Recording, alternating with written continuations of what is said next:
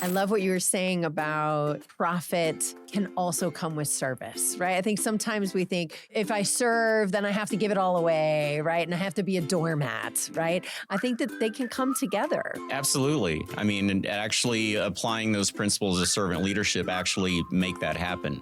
It makes profit happen. So if you're concentrating on just providing service and value first to your customers, you're going to create more loyal customers that are going to stay with you for a longer period of time, right? If you apply those principles with the people that you collaborate with, those are going to lead to more opportunities because they're going to come to you with more projects.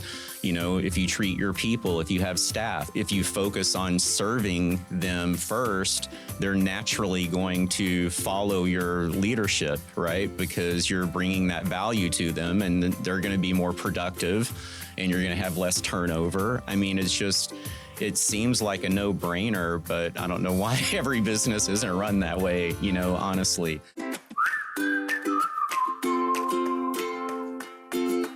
Welcome to today's episode of Heart of the Hustle. I am here with Mark Neace. We're here to talk about all things servant leadership and video marketing. So excited to have you here. Thank you. It's great to be here. I appreciate the opportunity. Of course. So tell us a little bit about you. Well, the reason we're talking about servant leadership today, it kind of goes back to my childhood, actually. I'm the son of two preachers. So my biological father was a minister, and unfortunately, he passed away in an accident when I was really, really young. But my stepfather that I grew up with as my father was also a minister, and my parents were always really involved in their church and, you know, leading small groups, whatever church that they were in. He was an associate minister, you know, doing all those types of things. And so those are kind of the values that I grew up with. You know, they were always helping other people, you know, always involved in doing service. And so that was just part of the culture of our family that I grew up with. You know, as every kid normally does, I went through a time in my life where I kind of rebelled against that a little bit. Yeah, we all do it. Right. But, you know, what's interesting is by the time I got married and we moved back to the Dallas area and I started really focusing more so on building a professional career and reputation here, there were several things that happened that kind of brought me back to full circle, back around to, you know, really trying to live by and operate a business by those same type of values, right? I didn't realize it at the time, but once I started kind of looking into it and being exposed to other ideas, you know, I was exposed to the term servant leadership. I mean, it's one of those things that some people can argue have been overused and worn out, you know, but there's really not any other way to describe what the principles are. I mean, and there are principles to it, you know, it's been studied and applied in so many different ways. And so I really got interested in that. And during that process, I also became, as our family was, you know, our son was growing, I got exposed to a couple of different organizations that really kicked that into another gear for me. And one of those was scouting. So when my son was old enough, he chose that as something that he wanted to try out. And it was something that he really liked and that he really took to and wanted to do. And so to support him in that effort, I got involved as a parent as well. And, you know, I can't say enough good things about scouting and what it's done for my family and how rewarding that's been. My son is on the spectrum, but the kind of the Asperger's end of the spectrum. So, you know, very highly intelligent, high functioning, you know, did great in school. But scouting was one of those experiences that really helped him, especially when he was much younger, helped him to adapt.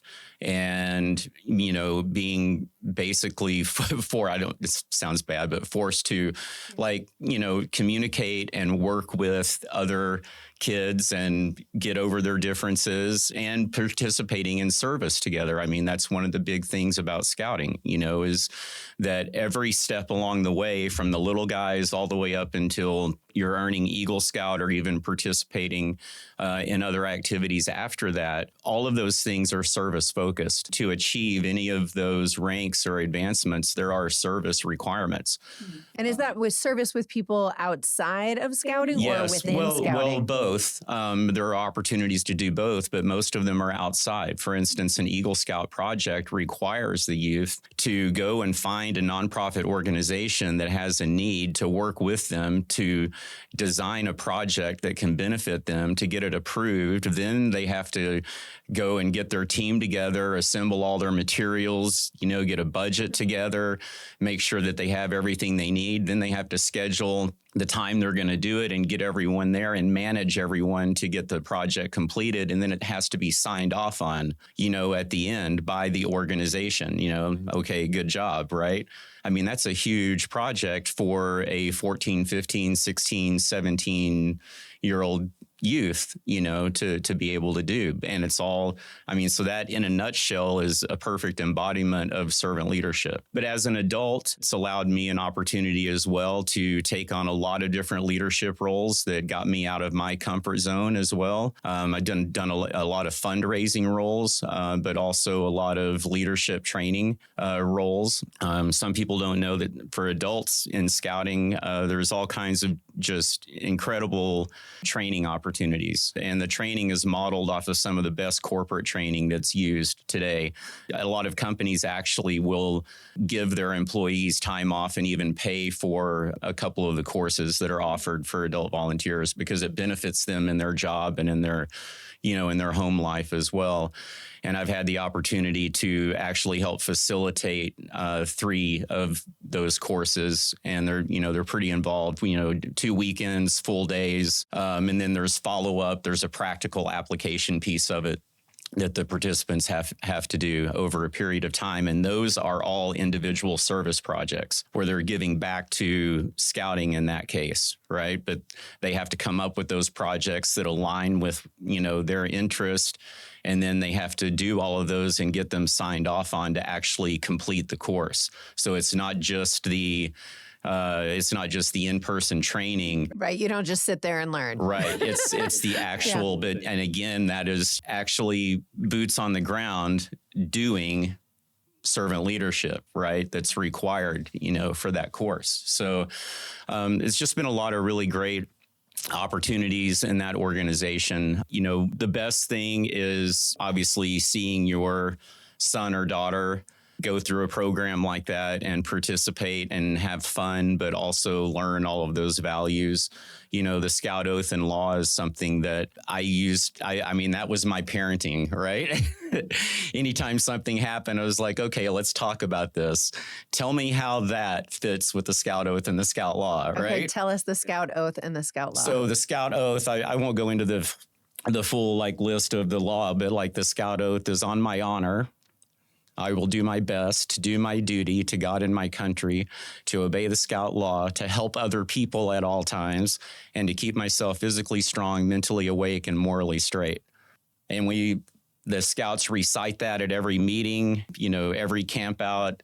So those are the types of values that we want instilled in youth, right? So, yeah. And adults, that's a great way to live your life. Yeah. And it applies to business. I'm in the process of writing some articles, about how that, directly applies to business. And so it's fundamental, and it also embodies the principles of servant leadership. And the Scout Law is just a list of 12 different points that are all embodied in the principles of servant leadership as well. And even within the organization, people call it the National Honor Society of Scouting, but it's the Order of the Arrow. And the motto is Brotherhood of Cheerful Service is the motto of that organization. And basically all we do is almost every month we're at one of the campgrounds doing service, like beautifying the campgrounds and, making it ready for when it needs to be used, for different programming. So my son and I both have been able to be nominated for what's called the Vigil Honor. And so it's just it's just been a really great experience. And for us to have the experiences together and to have that quality time together, it's, that's invaluable. So definitely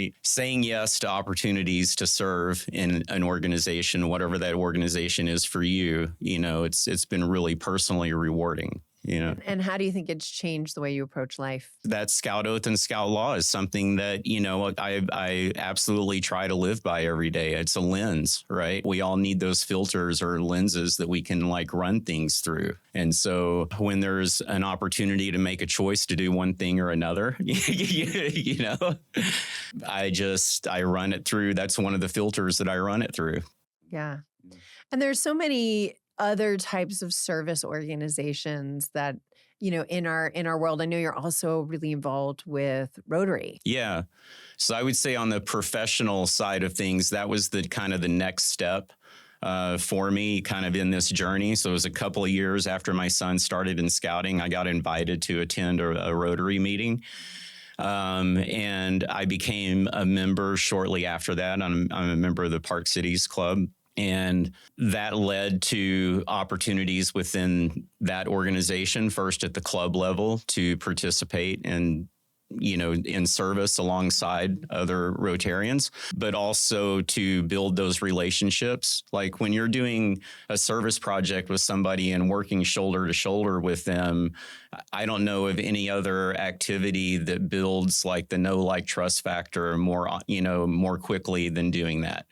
And you have conversations and you get to know each other. You're, typically just talking about personal stuff or, those types of things. So it's really a great way to build those relationships. And the other thing that it gave me an opportunity to do was step into leadership roles in the club and to use my talent. Anytime, they say, time, treasure, talent, right? Or the 3 T's. So what is that again? Time, talent, and treasure. So if you're going to participate in an organization, you need to be prepared to at least one of those. And most organizations want all 3, right? But I mean, if you're going to, it only works if you commit to being involved and actually engage and, and get in there and say yes to, some of the ask, because that creates the opportunity. So I've been fortunate enough to be able to serve on the board for going into my 5th year on the board of directors now, and I'm in charge of the public image, which is basically the marketing side for the club, and we've made a lot of great improvements there, and it's helped raise awareness of what we're doing in the community. We do great work. Our club, our 3 strategic priorities are hunger, health and wellness, and leadership.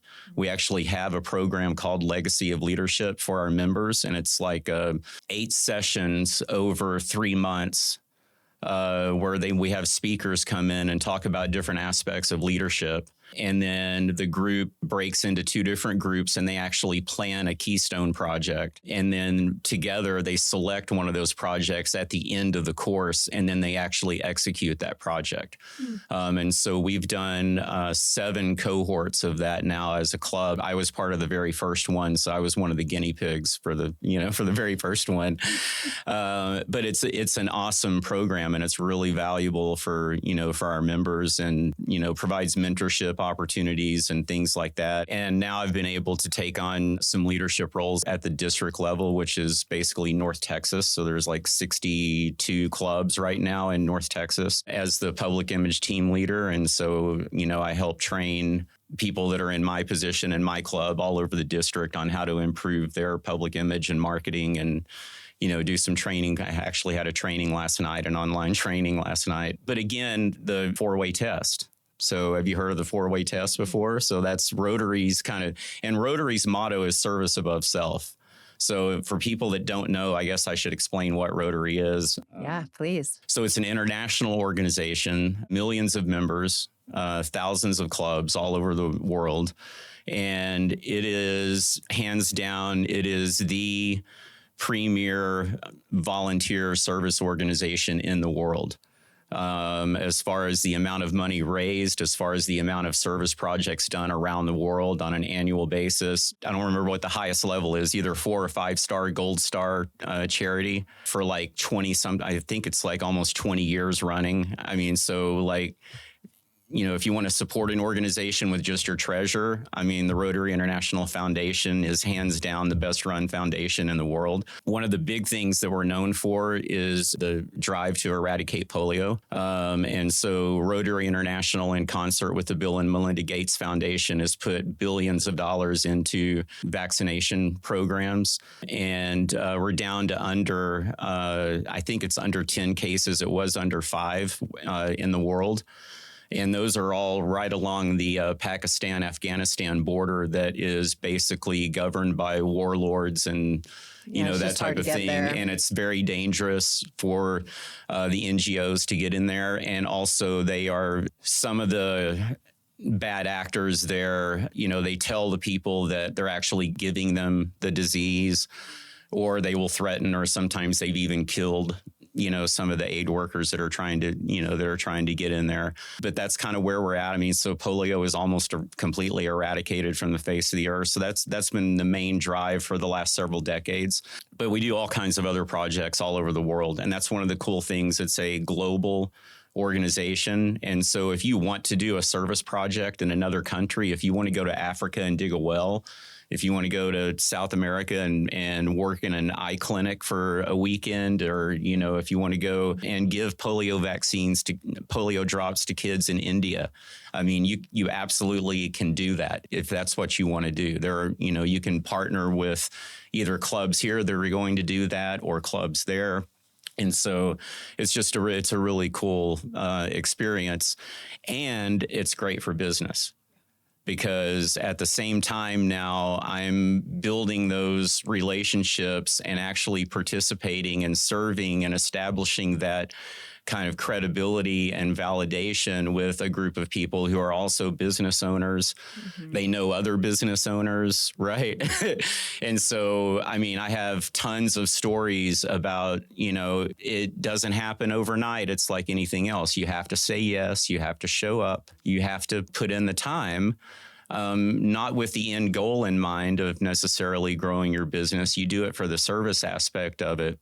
But I can tell you that it has hands down helped my business, over time as well, with direct referrals and introductions, and even direct business with people that are fellow Rotarians. Yeah, I think that people who are Rotarians, as people in the Rotary Club call themselves, there's a connection between them, right? You can tell the difference, the level of respect and admiration they have for each other. So usually when someone refers someone they know in Rotary, it's done with a little bit of a different type of depth. Right. And we strive to live by a code of ethics also, getting back to the 4-way test. So the 4-way test is, of the things we think, say, and do, first, is it the truth? Second, is it fair to all concerned? Third, will it build goodwill and better friendships? Fourth, is it beneficial to all concerned? All right, wait, say that again. Is it the truth? Is it fair to all concerned? Will it build goodwill and better friendships? And is it beneficial to all concerned? Again, another great way to live your life. Exactly. Run your business. Yeah. So, truth, trustworthiness, absolutely. So anyone who is a Rotarian, if you're not a Rotarian, if you have no desire to become a Rotarian, you should seek out Rotarians to do business with, right? Because they are supposed to be dealing from, a position of honesty and integrity and, win-win-win situations. And, and so that's, again, when I'm doing business with someone, that's the filter that I use in my professional life. When I'm doing business with someone, when I'm choosing who to do business with, if somebody isn't truthful right off the bat, right? Sorry, I'm not wasting my time, but so it's not only something that I strive to emulate on a day-to-day basis and to live by, it's also a filter on the other side of deciding, okay, is this somebody that I really want to do business with, associate my brand with? Those are all very important things, as well, as we all know in today's digital climate of everyone being a reporter, right, with their cell phone. Yeah. So, yeah. Yeah. How has it impacted the way you do business? It's really made me focus on those principles of servant leadership. It's finding a win. It's not always about profit. It's about the people that you work with as well. I mean, somebody can focus on profit if they want. They can make a ton of money, hopefully be able to sleep at night, but that's not a sustainable business model, right? I mean, even before I got involved in scouting, I've always been a proponent of sustainability and, those types of principles as well. And there's a concept that was developed many, many years ago. I'm not sure how many years ago or by whom, triple P business model, people, planet, profit, right? There's a way to make sure that all three of those things happen, and then that's a win-win-win for all the stakeholders that are involved in whatever it is, right? So, that's one of the basic tenets. We always try to help everyone we can. We always try to work with everyone we can, especially nonprofits and startups. I mean, sometimes they don't have the resources. We try to do what we can at any given point in time.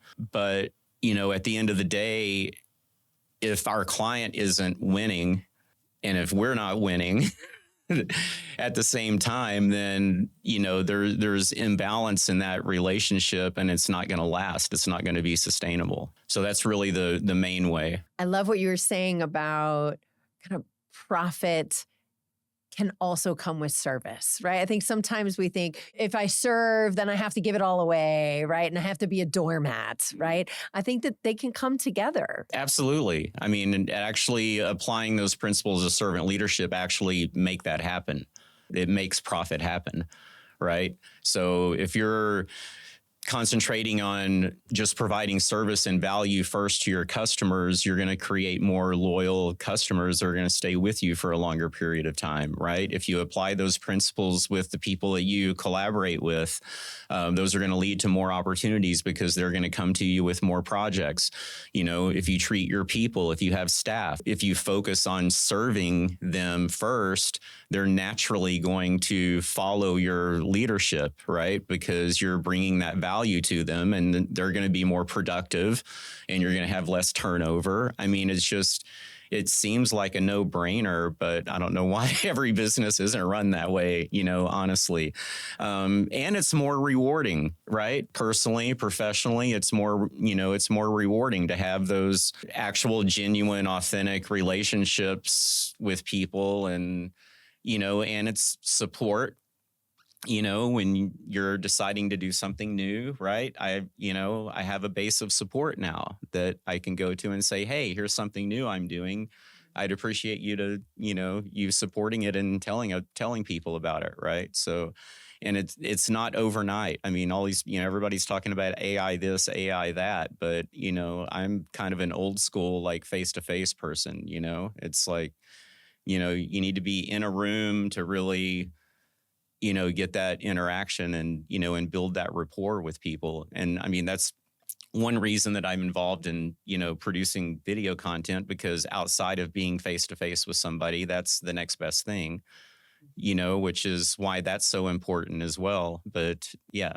Yeah, people need to see your face. I say this all the time when I'm consulting is people buy from people. Mm-hmm. And you have to show that you're a person, right? And you and I were in the prep meeting for this. We were talking about being able to create, AI bots of yourself. Mm-hmm. And, and those are great. And I think there's a time and a place for those within Sure. an overall marketing strategy. Yeah. But there's also that human connection. And I'm curious, I think there's going to be a big backlash against AI generated humans, right? I think people are going to want that authentic connection. And I use AI every single day. I think it's great. It's a great tool, but I also want to make sure I have my humanity because I don't know if I can trust it to make that same servant leadership type of decisions that I would. And I've been experimenting with some things and just putting some things out there and just seeing how people are reacting and, in the conversations that it starts and things like that. So I'm kind of, I'm still in an experimentation mode right now. And I absolutely agree. I would never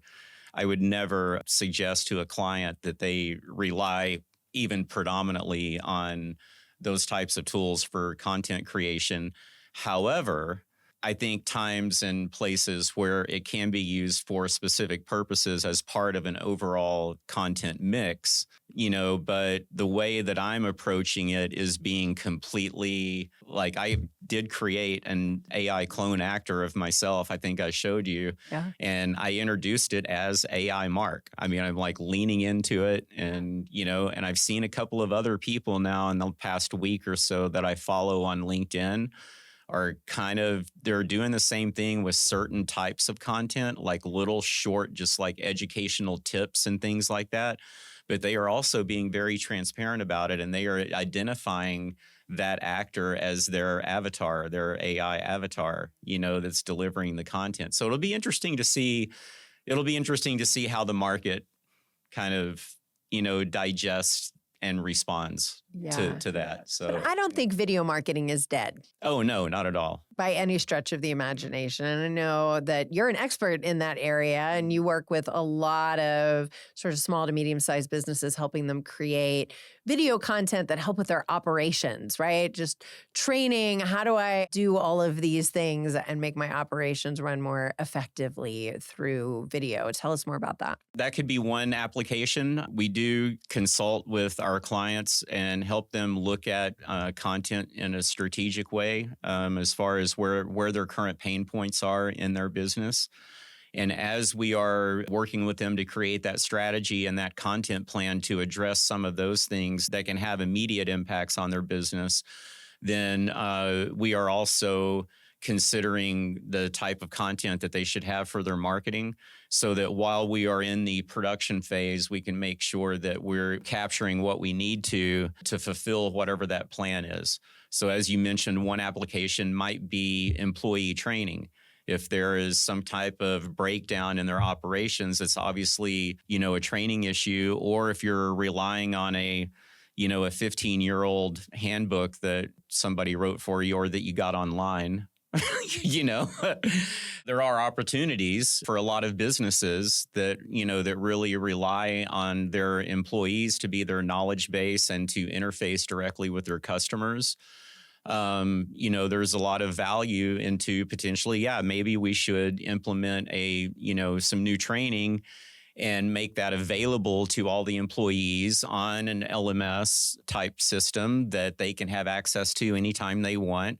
Oh, and by the way, you can not only train them for their position or your branding or your messaging that you want them to emulate, but you can also provide as a benefit personal and professional development training courses for them as well. And, things that improve their lives, even at home and their families' lives, right? Now, that's where the servant leadership mindset comes into that. It's like, okay, let me see how I can improve their lives and serve them. Then, you're going to make an improvement in your business. It's just, it's a natural benefit of that. And it'll help retain your employees because that's such a challenge. Exactly. And then outward facing, maybe having a library of frequently asked questions. You survey your customer service people. What questions are you getting over and over and over again? Or what questions does it take you the longest to answer when you answer the phone?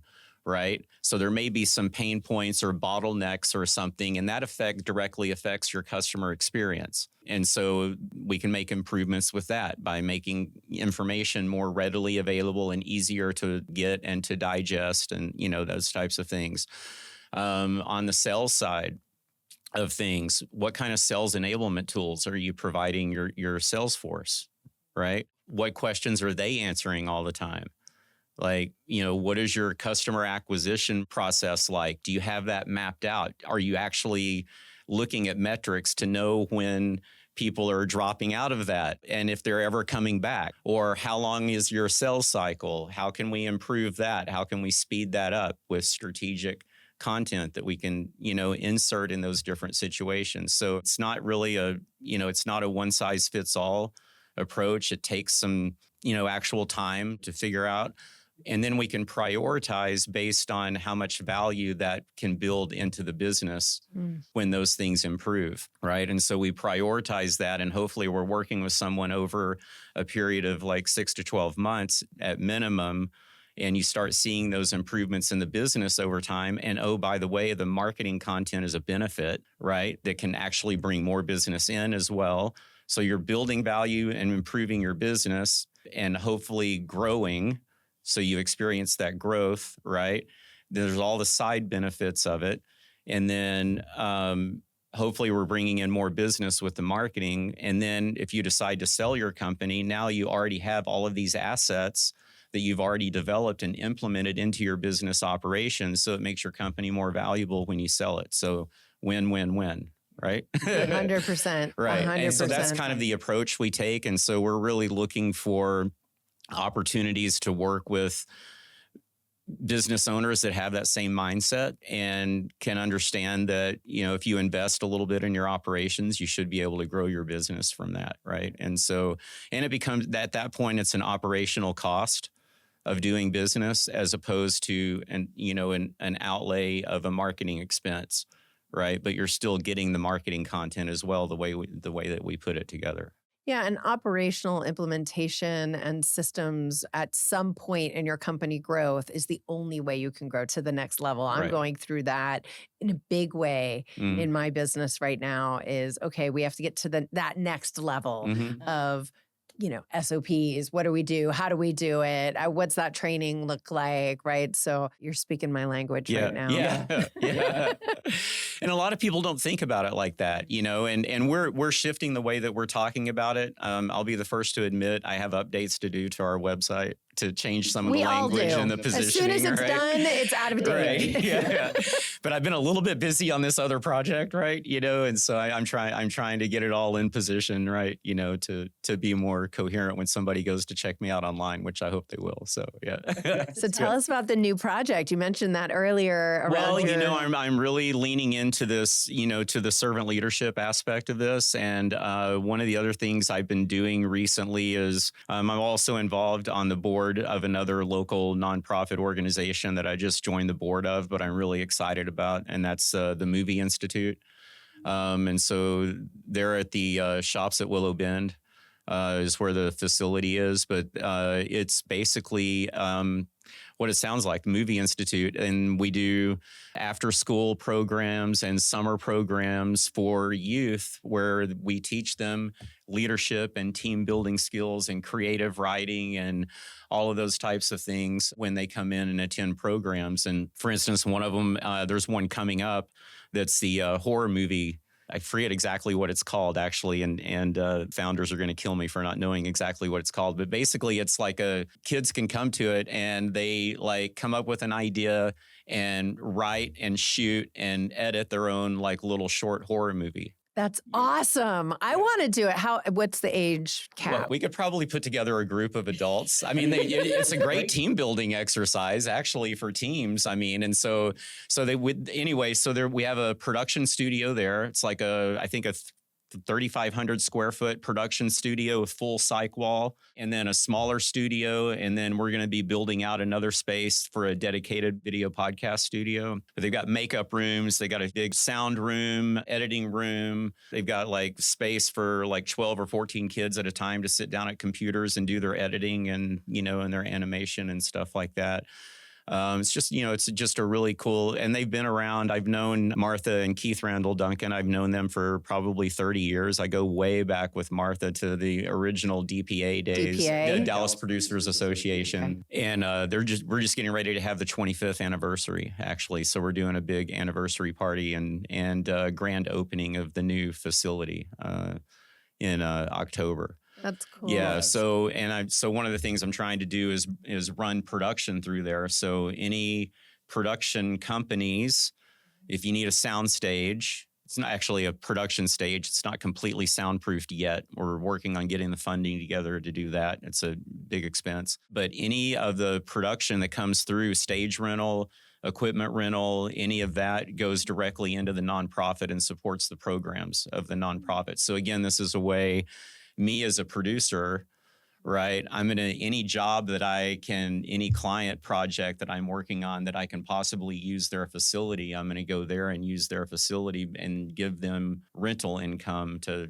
help support the program. Yeah. So that's just another another thing. But anyway, what I'm doing. And you're launching your Yes, own and website, right? Yeah. And so I'm one of the things, we've had some changes in my business recently, and unfortunately, a longtime friend, mentor, business partner from the last 15 years, unfortunately, he succumbed to cancer a couple of weeks ago. But one of the things that he's really been pushing me on, had been pushing me on for the past couple of years, was to really lean into the servant leadership thing and launch my own personal brand. And so that's what I'm doing in his honor. So yeah, so we're getting ready. I've been working on it for a little bit, and we're getting ready to launch hopefully on October the 1st. That's the target date. So this is part of that, process of just, getting the word out and, really starting to focus more on doing a lot of strategy and consulting work and board advisory. I'm on a couple of other boards and advisory roles to help specifically with content strategy and, how to use video content as a complement to, certain things that they're going through that they need to improve. So, looking to do some more of that type of work, and obviously still will be doing, video projects and as well. I love that part of it, the creative outlet that provides. So yeah, launching a new brand, I guess. That's exciting. Yeah, it is exciting. And by the time this episode comes out, it will already be launched. Yeah. So tell us where they can go to learn more about it. Well, when the website is up, it will be markneace.com. MARKNEACE. So like peace, but with an N, right? So I've been sitting on the URL forever, and so decided to finally use it, right? It's so important to buy your URL. It is. Tip, buy your own vanity URL, right? I bought my son's when he was young. I have one for my son too. Yeah. I already got it. Yeah. Because you never know. You never know. Yeah. I think he has a website. He had a website at one point. He wanted to have a gaming YouTube. Yeah. Right. They all do when at he some was, point. Yeah. Right. When he was like 8. It's like all the 8-year-olds Right. want a gaming YouTube and then they get bored with it. But Right. Yeah. We went through that phase as well. So yeah, but markneace.com is going to be the website again. It may be up before October 1st, but definitely by October 1st. I'm still putting together some content for that. But in the meantime, LinkedIn is absolutely the best place to connect with me. And that's just Neese, Neace is my, how you can find me. So at Neese. And I've started putting out some content there on both on servant leadership and also on content strategy. And so I'm slowly starting to put some things out there to let people know what I'm going to be talking about. But yeah. Yeah, and it's so important because they are so intertwined. They are so much at the center of the way that I do business as well, right? Is it has to be a win-win for everyone. I'm never going to just sell you something. Right. And there's a lot of executives, C-suite level people that are doing great things. They're really involved in whatever cause that is important to them, that they're passionate about, and they're making great impact.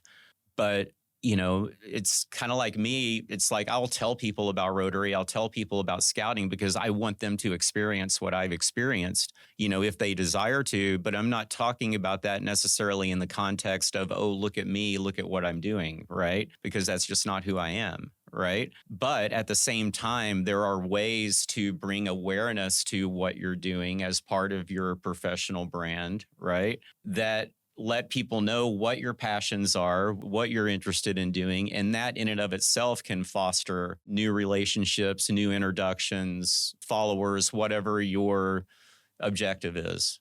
Right. And so it's important to talk about it, I think. And so I'm going to start talking about it more now. Excellent. Yeah. I can't wait to read more of what you're putting out, absorb more of what you're putting out, because I think it's such an important topic for anyone in business. Right. So, and again, Mark Neace with a K and N, M-A-R-K. Neese.